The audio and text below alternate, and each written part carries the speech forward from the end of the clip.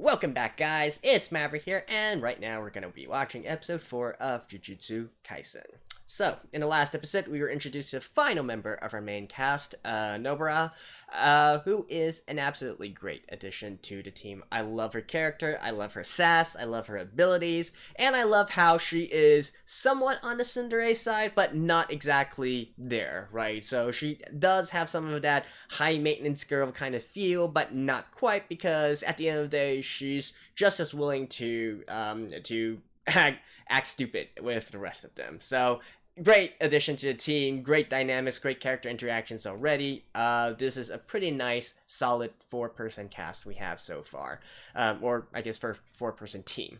And at the end of last episode, we got some foreshadowing. Apparently, one of the first years are going to be killed. Now, obviously, I think that's not going to be true. This is still a shonen after all, so it's either some other first year, or we're going to be introduced to some other abilities or mechanics that these jujutsu practitioners have. So, with that being said, let's get into the episode. Alright, let's begin in 3, 2, 1, play.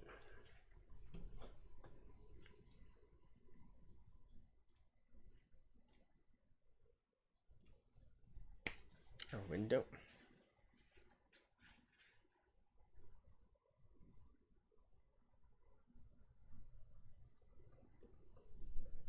Okay, so this is like... Good question.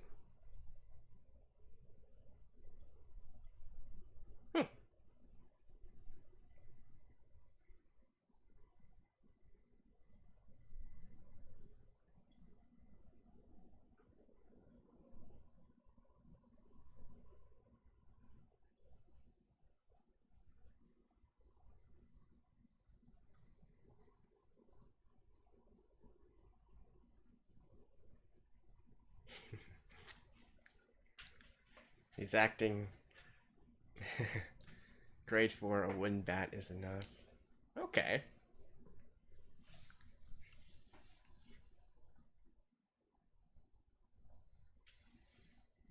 Even a tank may be insufficient.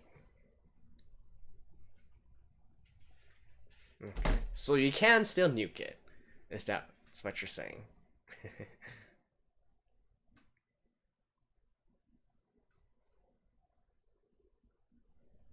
He's not here?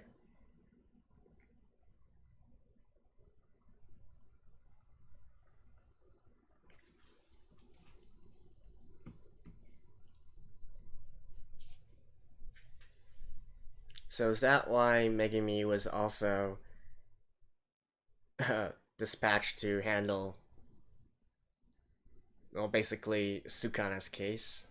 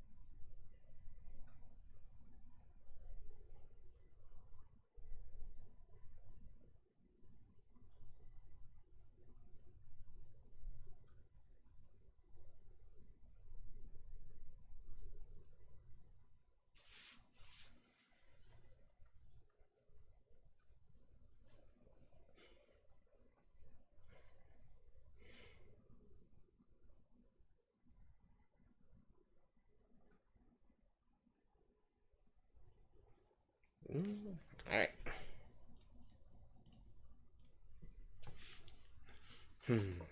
Grade 4. Even a wooden bat is enough. So I guess something akin to a zombie? So I do kind of wonder, like, what grade was the one we encountered in the last episode, right? Actually, did she mention it? Did Nobara mention it? I think it was actually a grade 4, right?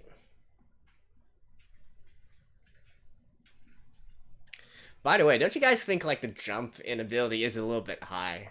Like, grade 2, okay, you can finish it off with a shotgun. Grade 1, though, you need a tank.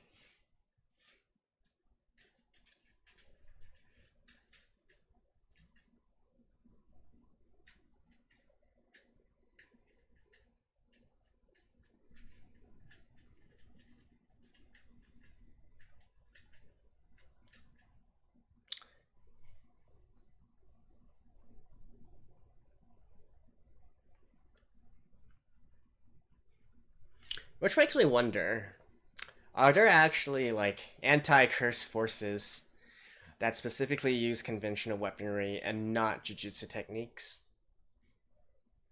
I feel like that might be a possibility, though. Because, hey, they probably are going to be able to face curses all the way up to grade 1, right?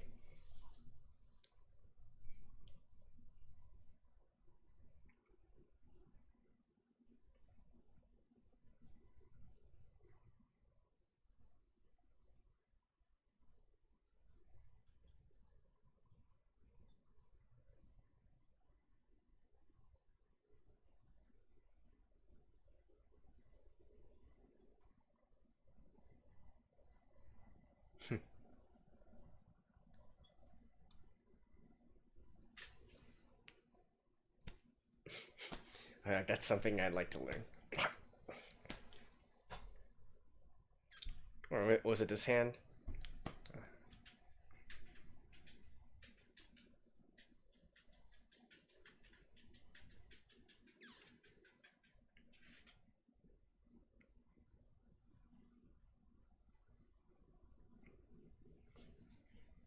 This was supernaturally altered, right?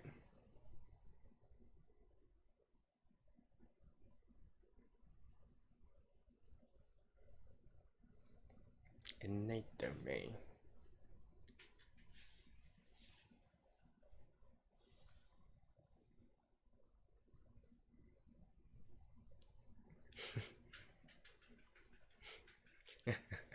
The two countryside bumpkins.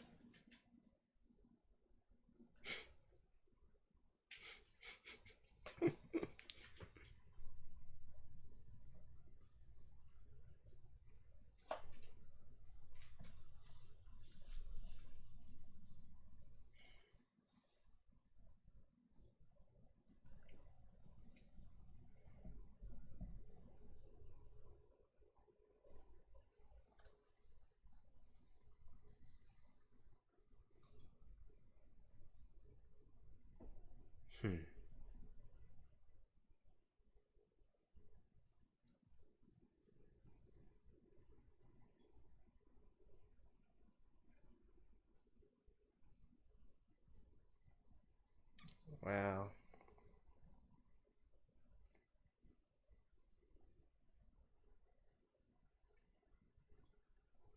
Oh, that's her son.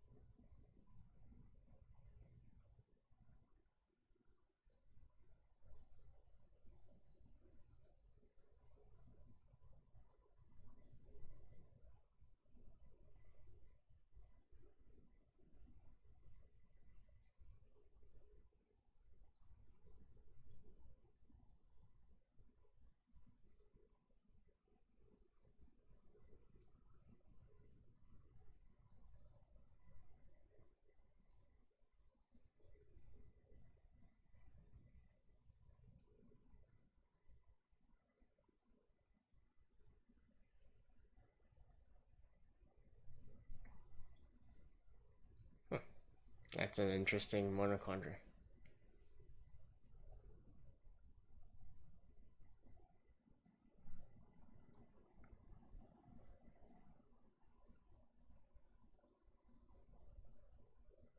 Oop.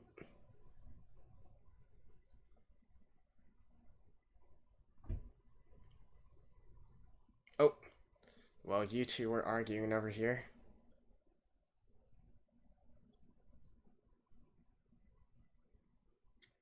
Holy shit.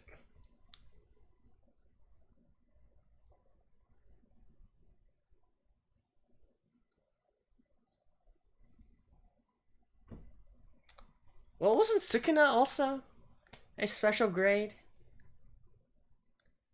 How come they didn't feel this way against him? Oh. Oh ho ho ho.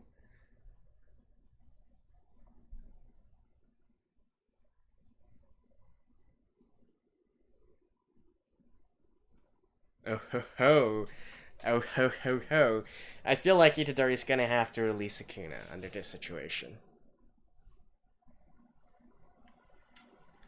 Damn.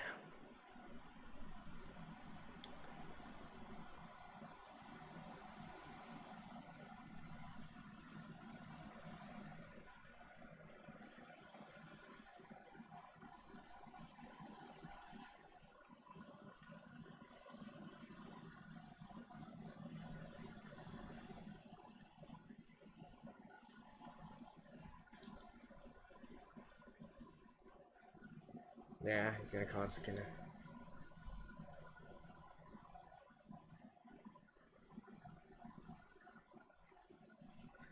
Hmm, that's true. And damn. Itadori just like shrugs off the pain like nothing. Holy shit, what is this guy made of?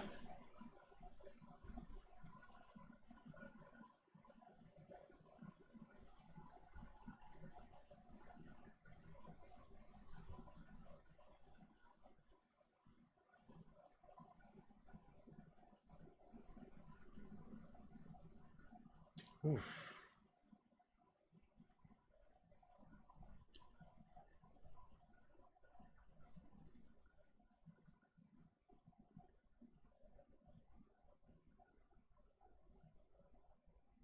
Run.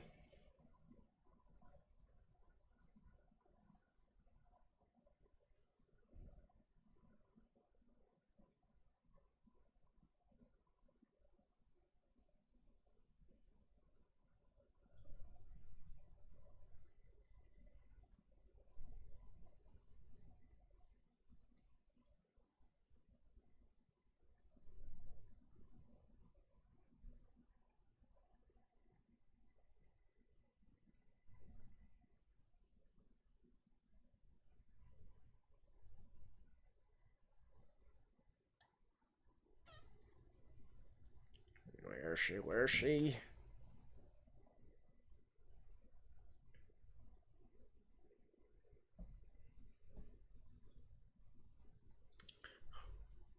Whew. Damn. I have a feeling Itadori's gonna get really mangled up in terms of his body.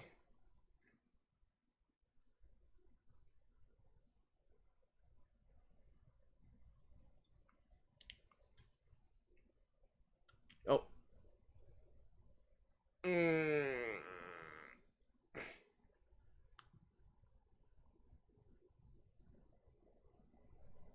Oh. Oof.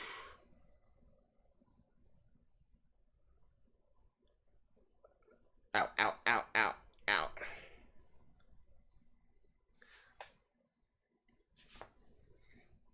Holy shit.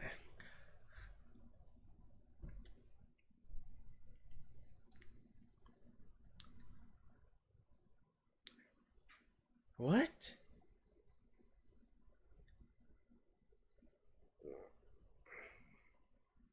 Oh. Ah.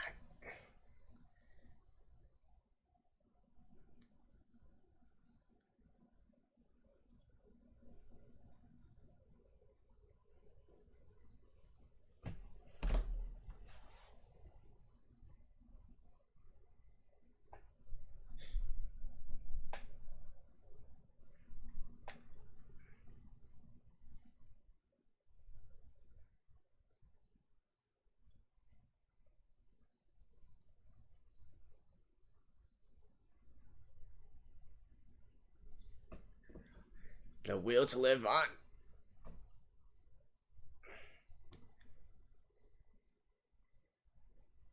Okay.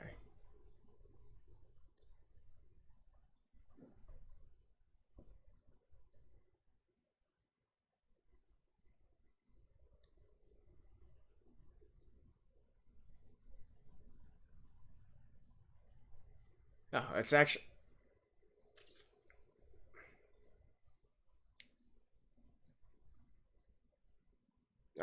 In the nick of time. Oh, ew. Now's not the time.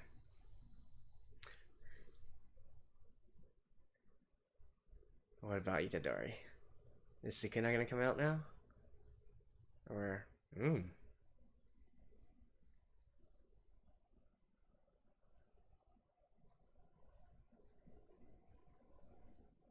Look at his fingers. Holy shit.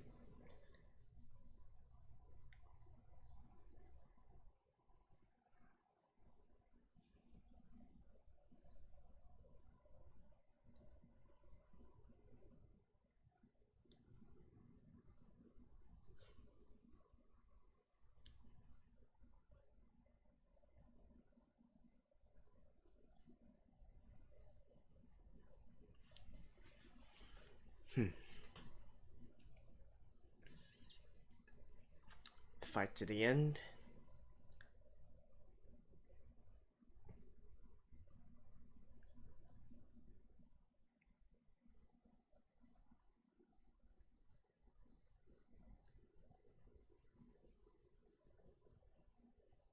Oof.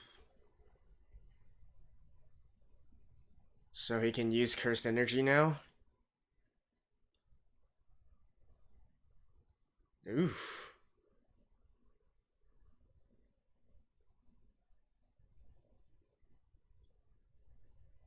Oh, that's the sign.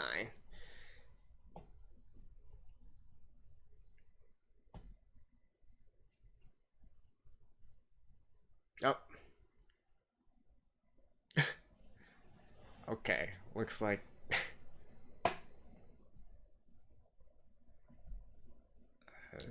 what's gonna happen here? I feel like this is maybe why the report said that a first year died here.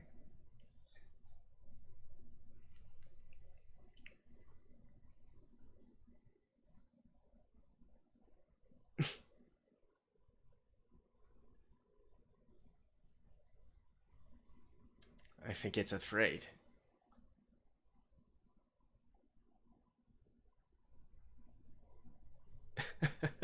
That special grade is afraid of Sukuna.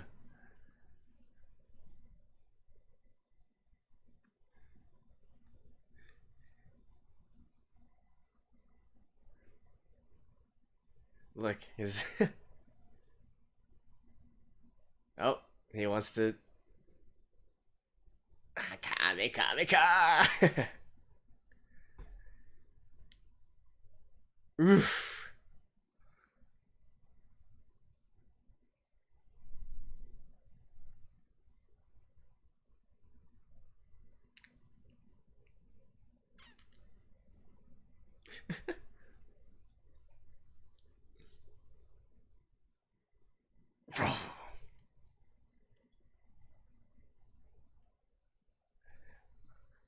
Now it's him toying with him.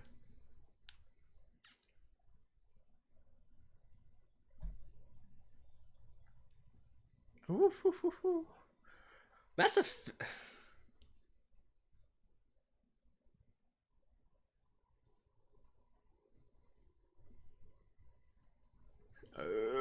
how the turntables.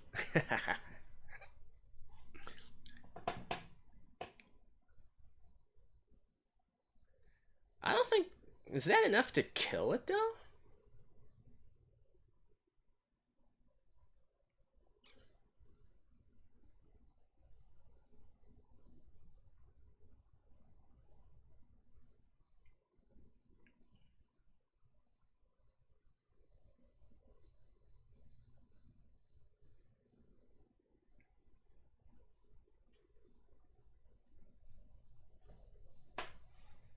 Sorcerer grade 1 or higher.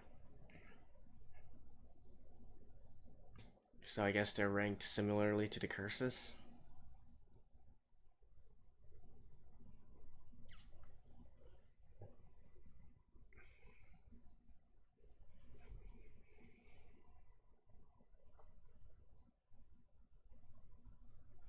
The worst case, yeah, is Sukuna taking over, which is pretty much what's happening right now.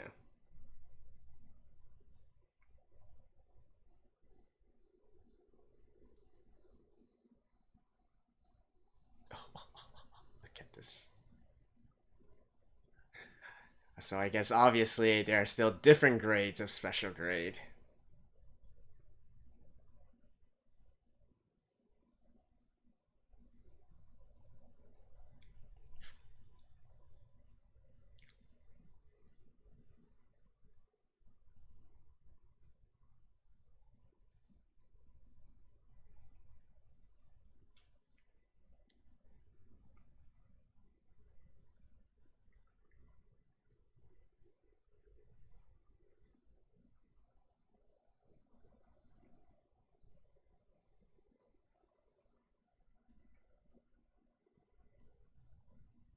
Do show. Alright.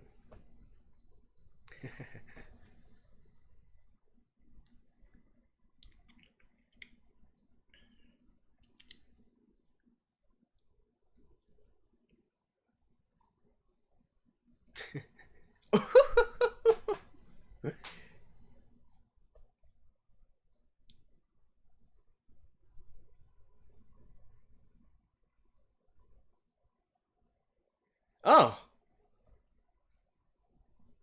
So that's why it became a special grade curse? Because of that?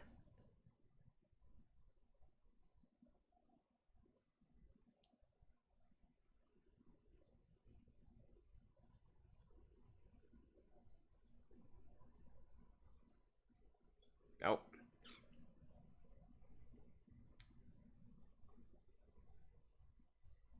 And Sukun's like, ah, ha, ha, ha, ha, I regain control.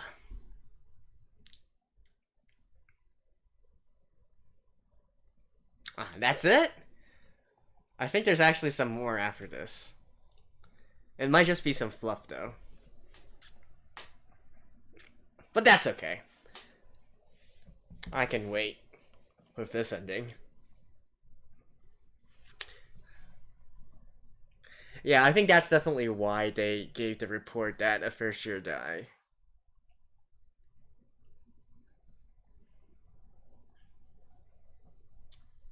They're talking about Itadori.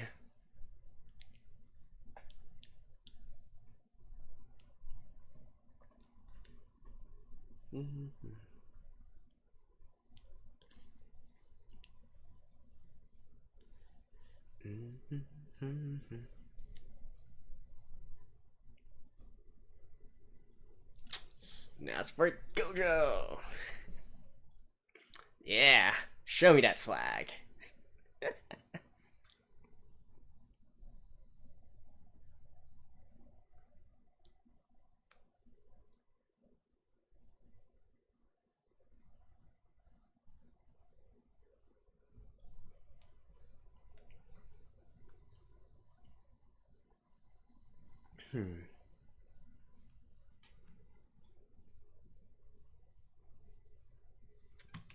Alright. Juju's strong.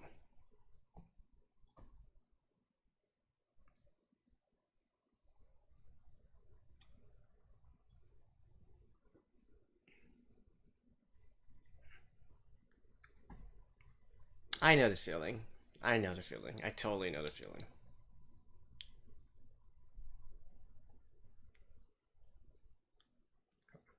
What? No, I don't really think that's the same.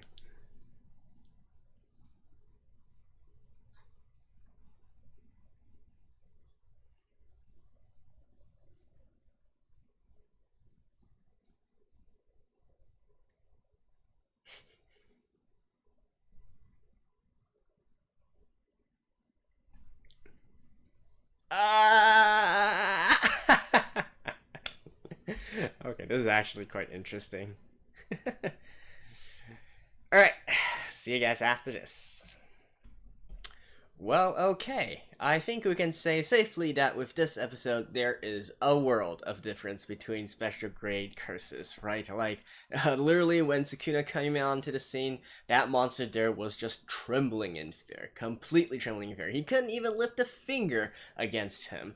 And, Sukuna did show us a lot of cool abilities as well, and remember, this is Sukuna with only 2 fingers power, right? I assume that the more fingers that Itadori collects and whatnot and eats, the more and more powerful that Sukuna is going to become. However, I feel like not only should we be marveling at Sukuna's power, but this also exemplifies just how strong Goju actually is, right? The sensei there. He was completely unfazed and completely went toe-to-toe, even toying with Sukuna back in the, I think, 2nd episode, right? Where he met Sukuna for the first time. And then even knowing of Sukuna's full power, Gojo's like, yeah, I can take him, no problem, I will win. So, I mean, that just goes to show how much of a monster that Gojo actually is.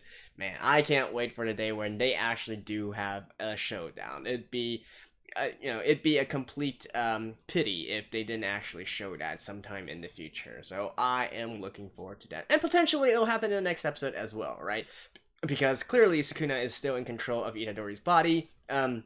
Either Gojo is going to have to do something about it, or Fushiguro is going to have to do something about it. So we'll see in the next one. Beyond that, though, I think another thing I'd like to talk about is Itadori and his mentality, right? I really did enjoy the way that they wrote his character in this episode, when he was facing overwhelming odds, and faced against overwhelming power and whatnot. It didn't just give him suddenly, this burst of power to break through everything. He still got his ass completely handed to him. But I like the way that he went through the entire thought process, and also how he stood back up in the end, right? It's not your typical shonen, oh, I need to protect the others, I need to do this, do that, I need to, I need to be the paragon of justice, and so on and so forth. No. At the end of the day, it boiled down to one simple thing. His survival instinct. The simple fact that he just doesn't want to die, right? I don't want to die. I can't die here. I want to do everything I can, everything in my power. Struggle for your life. And that is what powered him and fueled him to get up once again and even unleash some of his own cursed power, right? Turn the desperation, turn the frustration, turn the anger and hate, the feeling of helplessness, turn all of that, the feeling of, how the unfairness of it all. He was just a normal kid, right? And indeed a particularly talented kid. He could have done whatever he wanted to, at least physically, and nobody could stop him. And yet, through some freak of chance, he got into this situation and where he's literally about to be killed while he's just still a high schooler, right? So rage against all this and use that to instead motivate yourself and get back up. I do like that. I think I've said this in the past few episodes already. I do like his attitude and the way that he carries himself. I feel like it's much more realistic than your typical shonen kind of main character. So I did love how they went there and got him back up, and that didn't really just give him a burst of power to actually like beat away the special grade monster, right? As a lot of works would probably have been prone to do. He still couldn't do anything in the end, but still, at least he accomplished his goal of buying time, right? So kudos to him. Kudos to Itadori. So now we just need to wait for him to wrestle back control of his body in the next episode.